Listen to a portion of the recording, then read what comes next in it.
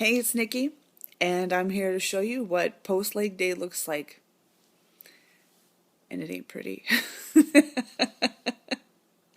Not here so that you can see what I look like after post-legs, but to really, let you know, a lot of our posts are always so happy and we're peppy, and after a good workout, we get tired. We're not robots, so the reality of being tired after a workout is true, and if you've never trained legs before, welcome to a completely new arena, and you're going to be feeling this workout for the next couple of days. And with that, the true reason why I wanted to talk to you or give you some tips on how to recover through leg day, because you're going to be sore, but there's going to be a difference between being sore, excuse me, I get a cough after I do legs. There's a difference between being sore and having an absolute miserable week. So, as with all things, if you do a little bit of pre-planning, you end up coming out a lot better in the end. So once your training that, your hell that you inflict on yourself in training legs is done, I cannot emphasize enough the importance of good, proper nutrition, and also being ready. Bulk cooking is what we call it here, and making sure that your food is ready, not just for immediately following the workout, but for the next 2 days. Because most likely you're going to be real tired, and cooking will be the least desirable thing that you're going to want to do. But your body's going to seriously require heavy, heavy nutritional support to get you to recover through legs and get you prepared not only to train legs again, but also to be able to train other muscle groups and interact with the rest of humankind. Because you still have to be compatible with human life, right? So make sure that you're eating, and you're eating well and enough, and good food too. So, but the three things that I found that work really well for me, in terms of preventing or minimizing, let's say minimizing the muscular soreness that you're going to get probably towards the end of tomorrow, so the day after leg training, but most likely day 2. That seems to be when the peak of everybody's muscular soreness seems to settle in. The one thing that you can do, and it is such a pain in the butt, is to seriously make sure that you're drinking a lot of water, like a gallon after your workout, in addition to what your normal water intake is. So, go to the store, you can just buy, a little gallon like this. It costs like 50 cents. I'll use the same gallon over and over for like a week.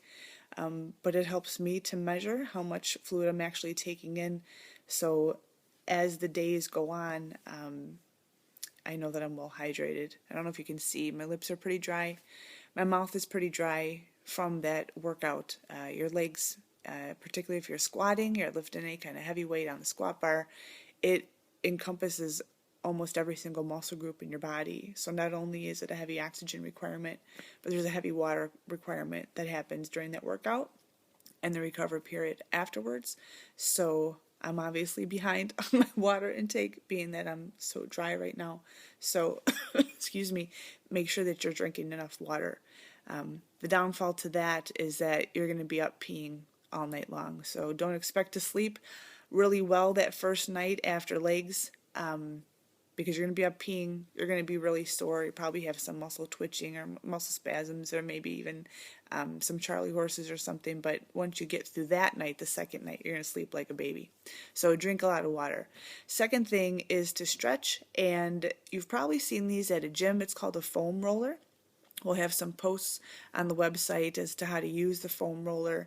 They make them of different densities. Some of them are just like those noodles that you guys use to help like car installs and things like that, but they're a little bit bigger than that, and you can just roll. You'll see people rolling the sides of their legs on there, but if you turn about 15 degrees, you can actually hit your quads.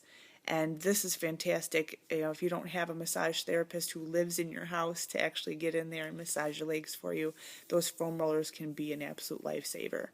And as you develop more muscle, you may find that the foam roller isn't strong enough for you, so you can certainly use a big old piece of PVC pipe, and that will actually bust up some of those muscular knots and scar tissue that you have forming in your quads.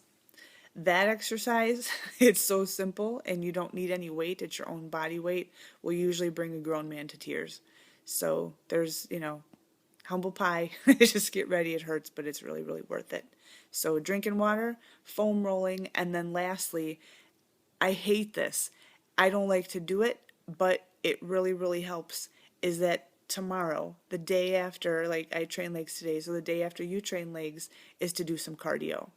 And it doesn't have to be high intensity, something that's going to actually get your legs to move in a full cycle, so not even the Stairmaster. This can be a stationary bike. This can be the elliptical. If you're up to jogging a little bit, getting out there and doing that. And I'd say the first 7 minutes will be the worst 7 minutes of your entire life. You got your swole on at the gym today, so you're going to wake up tomorrow, you're going to have drank all that water, you're going to have eaten, your legs are going to feel like concrete, and the last thing you're going to want to do is cardio. But you have all those byproducts of metabolism, you've got all these waste products, you need to flush them out.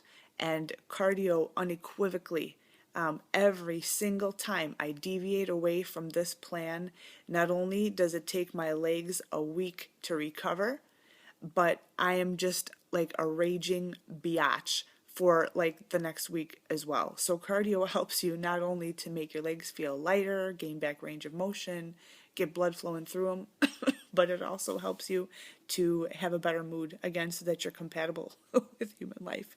So those three things, I hope that that helps you.